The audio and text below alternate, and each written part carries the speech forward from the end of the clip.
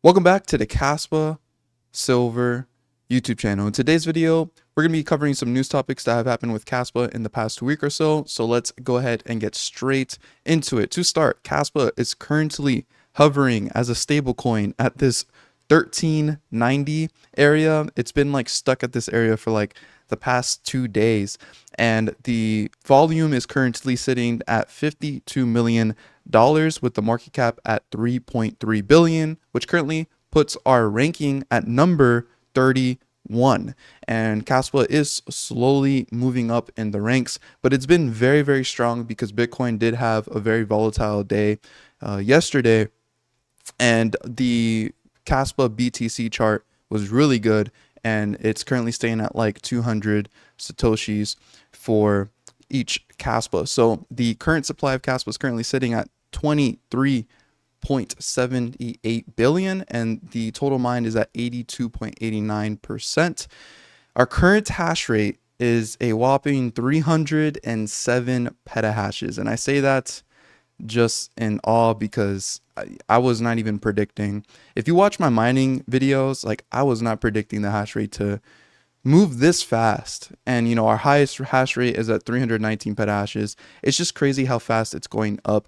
And I've said it in my last mining video that if you are considering getting into mining, I truly believe that buying the coin would be better, just because you'll have more coins in the long run, because this hash rate is just going parabolic and it's like very unpredictable. So I would be buying the coin instead than buying miners.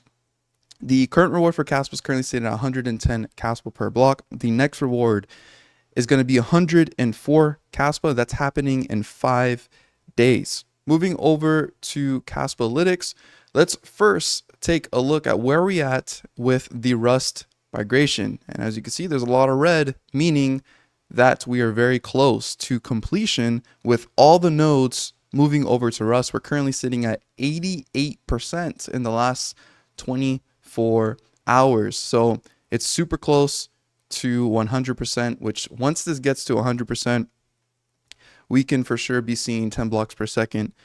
My estimates are no later than the end of the year, but even as early as within 2 to 3 months, we could be seeing like an actual timeline of when 10 blocks per second is going to be coming out. But I truly do believe it's going to be coming out this year. If we look at the inactive supply, this has been skyrocketing in the last 3 months. 63% of Kaspa has not moved at all. If we're going to 6 months, you can see 41%. It's trying to approach that 50% of Kaspa is not moving in over 6 months.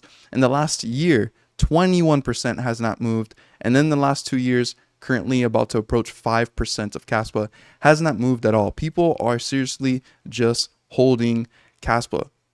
Let's now move into some topics regarding Kaspa. Michael Sutton recently just announced that they had a Cas Core dev meeting to kick off the planning and effort towards mainnet high BPS.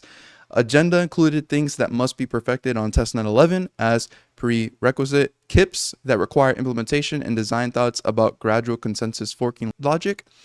And he thanks all the different developers that are in on this. And the 10 BPS testnet 11 successful deployment of a stable Rust version on mainnet.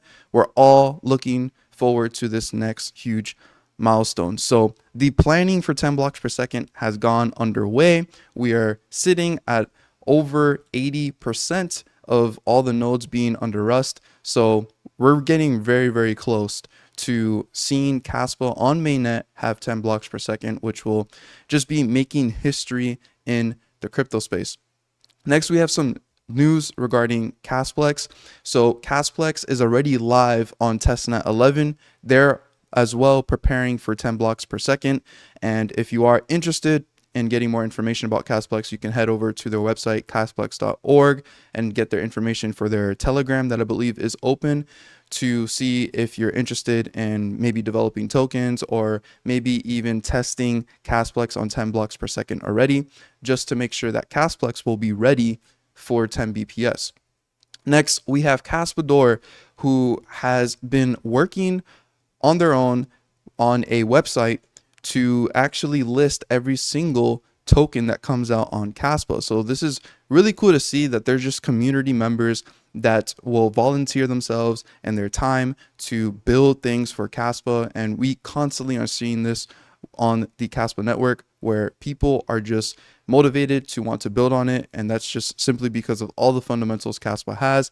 It doesn't need an actual true company behind it, or like real crazy marketing team, because the fundamentals speak for itself, and it attracts the people who actually want to develop on Kaspa. So this is really good news that someone's already going to be working on a website that will showcase all the new tokens for all those people that are interested in tokens, because this will bring a lot of fees to miners in the long run. This post here, we have the CEO of CoinPal saying that Kaspa plus Kasplex is better than Bitcoin plus Ordinals.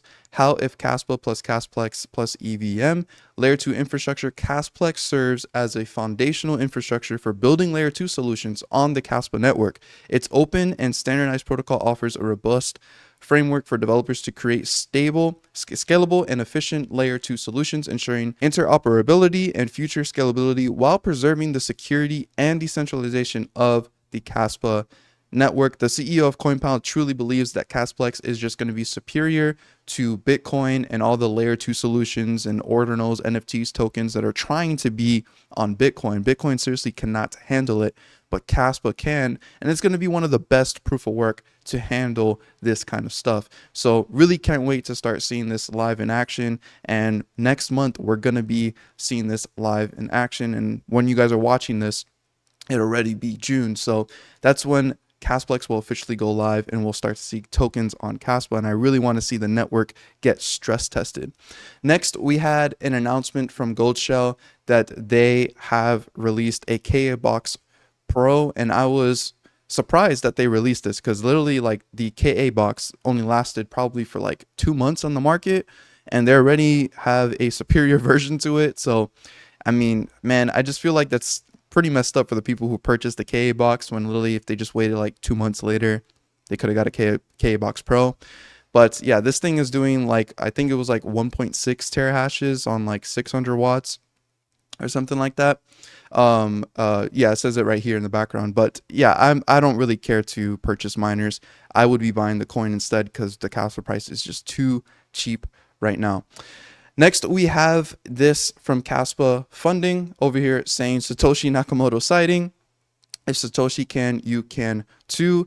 And this is just another person that added their miner to Kaspa Funding. If you don't know what Kaspa Funding is, it says here, Kaspa Funding is a new approach to crowdfunding within the Kaspa community. The initiative shifts how we envision and execute funding models, focusing on community engagement, proof of work, and a decentralization ethos.